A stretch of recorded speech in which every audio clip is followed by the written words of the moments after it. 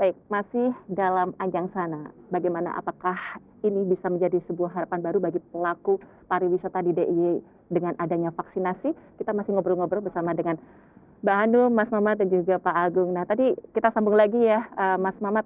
Tadi kan kita semuanya udah berdua ini sudah vaksinasi dan Mbak Hanum juga Hari ini. akan hari ini. Pernah nggak sih tes semacam tes apa namanya untuk deteksi COVID sebelumnya?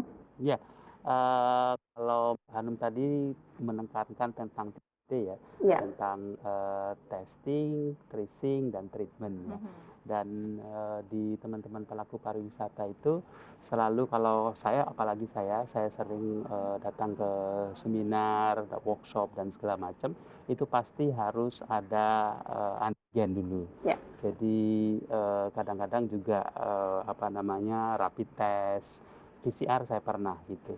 Tapi kabar baiknya sekarang itu di Jogja ada Jinos gitu yang Iya. dilakukan oleh teman-teman Kagama gitu, teman-teman UGM. Dan ini sangat, memberikan angin segar agar, para wisatawan yang mau datang ke Jogja itu tidak mahal-mahal. Karena kalau dari Gambir dan dari beberapa bandara juga sudah dilakukan fasilitas itu, kabarnya kalau di Jogja itu sekarang dia di Tugu aja sementara itu baru ada 6 mesin gitu untuk, Jinos ini dan sangat murah dan terjangkau. Jadi mudah-mudahan dengan adanya Jinos ini, kunjungan yang staycation yang orang-orang dari luar kota itu datang dan tidak mahal, karena tidak mahal maka kemudian akan banyak orang orang datang gitu kan. Kalau sebelumnya kan harus PCR Iya. test, harus antigen, apa-apa mungkin di beberapa orang tidak, kalau hitung-hitungan mau traveling, mau berkunjung itu mungkin kalau dibayarin sih nggak apa-apa ya. Jadi tinggal tes aja ya kalau dibayarin, cuman kalau bayar sendiri itu kan sangat berat sekali Iya. kalau untuk harus PCR dan harus antigen, PCR, lebih lebih khususnya ya, yang mungkin tidak dan ada Jinos ini mudah-mudahan pariwisata, kunjungan perhotelan, orang yang ke restoran, benar-benar yang ini ya, akan mengangkat. Tapi tetap, kita itu di PHRI untuk tracing gitu setelah apa namanya, orang yang datang ke sini ini, kita menyediakan QR code gitu di hotel dan restoran. Dan makanya kemudian kalau ke Malioboro itu kan harus nyeken itu di HP dan, hotel dan restoran juga kita sediakan. Untuk apa? Jadi untuk men-tracing gitu. Jadi misalkan saya berkunjung ke hotel sini gitu, terus ada QR code-nya saya isi data data saya dan nomor HP. Terus kemudian saya, terpapar nih di luar gitu. Maka kemudian yang men-tracing sana itu gampang sekali mendeteksinya bahwa, "Oh, saya pernah ke sini." Maka kemudian akan dikasih tahu, akan di-tracing gitu, siapa aja di hari ini yang bersama saya untuk kemudian dilakukan tes gitu. Itu dilakukan oleh teman-teman PHRI dan semua hotel dan restoran sudah punya QR code gitu. Jadi 3T yang ditekankan oleh Mbak Hanum sangat sangat penting sekali. Tapi juga, yang 5M itu juga sangat Harus, sangat penting sebuah dan kewajiban, harus ya. gitu, itu Mbak. Baik, kalau Gina sudah sampai di perhotelan belum ya? Kalau sampai di perhotelan belum ya, karena memang, sekarang saya kemarin memang lagi diproduksi massal dan karena banyak permintaan, jadi memang, tidak ada hotel yang ini yang sudah punya punya alatnya gitu. Stasiun pun nggak semua stasiun, hanya Tugu sekarang yang punya. Mudah-mudahan yang dilakukan oleh teman-teman Kagama dengan memproduksi massal itu nantinya alat jenisnya sudah bisa dimiliki oleh oleh banyak tempat dan sehingga kita juga mengaksesnya sangat gampang gitu.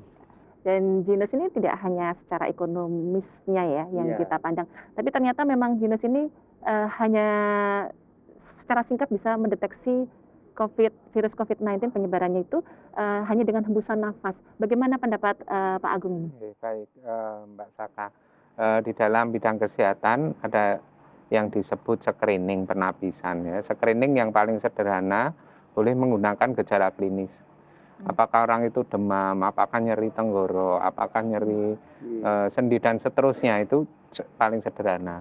Di atasnya itu menggunakan alat. Ini contohnya dengan Genos ya. Tujuannya menemukan suspek tersangka dengan cara yang paling cepat di lapangan. Artinya supaya surveillance-nya tadi, surveillance-nya bisa berjalan dengan cepat. Namun demikian, andai kata nanti didapatkan hasil positif, tetap harus diperiksa dengan gold standar. Gold standarnya adalah PCR. Demikian. Jadi itu hal yang sangat baik untuk screening awal. Demikian Mbak Saka. Ya, baik.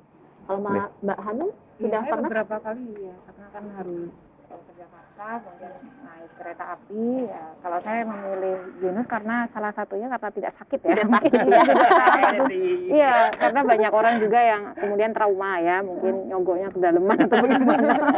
Tapi yang jelas dari sisi ekonomis juga lebih terjangkau sekali ya, hanya sekali cuti gitu 20.000 lah dibandingkan dengan misalnya antigen 10 kali lipatnya atau PCR sampai 1 juta. Dan harapan kami sesungguhnya meskipun bukan gold standard ini ya, tapi ini kan kalau memang sudah tervalidasi katanya cukup keakuratannya bisa mencapai 90%, artinya mendekati PCR juga, dan diharapkan ini bisa kalau bisa diproduksi massal mungkin dengan APBD gitu yang kemudian ke depan bisa ditempatkan di tempat-tempat yang krusial ya, tadi seperti di bandara katanya juga akan mulai menggunakan Genos tapi masih dalam proses ya, kemudian di stasiun, terminal, dan mungkin juga ke depan itu tadi ya, hotel semua punya alat ya yang deteksi yang cepat dan juga akurat, murah dan tidak sakit, itu ya memang Genos ya. Dan mungkin juga pendidikan sekolah yang juga sekarang mulai sudah generasi kita benar-benar kita kehilangan ya loss of generations. Jadi kalau bisa segera ada sekolah tatap muka, kalau bisa sekolah-sekolah sudah punya Genos sehingga bisa mendeteksi screening awal tadi ya. Dan tapi tidak menafikan bahwa yang namanya gold standard itu masih PCR Mbak, karena kan ini sebenarnya AI dia, artificial intelligence, jadi bukan alat-alat diagnostik yang benar-benar di ini ya. Dan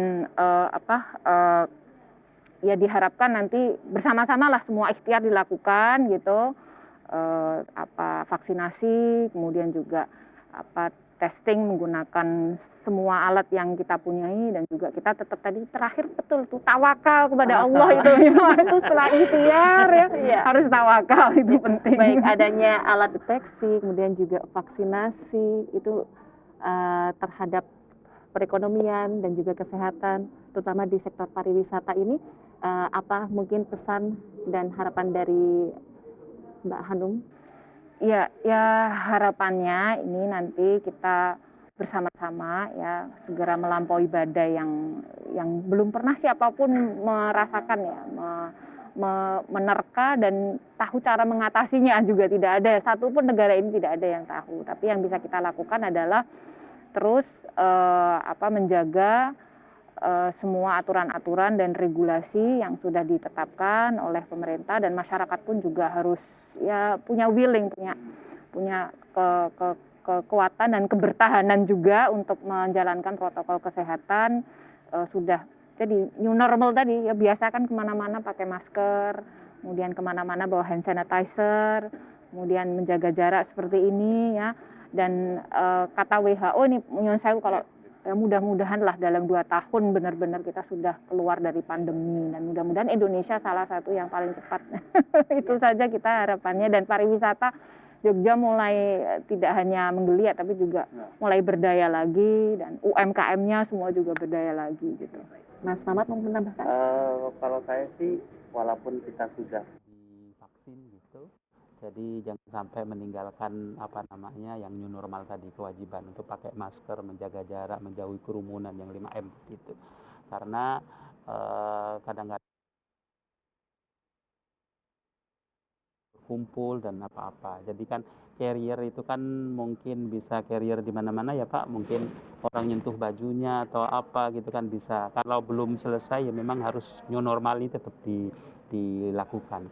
Maka kemudian kalau kita itu bikin ini baru di new normal itu kita jawakan dengan wajar anyar gitu. Jadi kalau PHRI kita bikin kaos dan membranding itu untuk wajar anyar, bahwa benar-benar yang ini kewajaran anyar gitu. Jadi benar-benar orang harus berubah gitu. Dan kita selalu di hotel itu benar-benar wajib untuk pakai masker, wajib menyediakan wastafel di depan, wajib mengecek suhunya. dan benar-benar yang tracing juga harus kita lakukan, dan akhirnya terus kita di treatment untuk vaksin.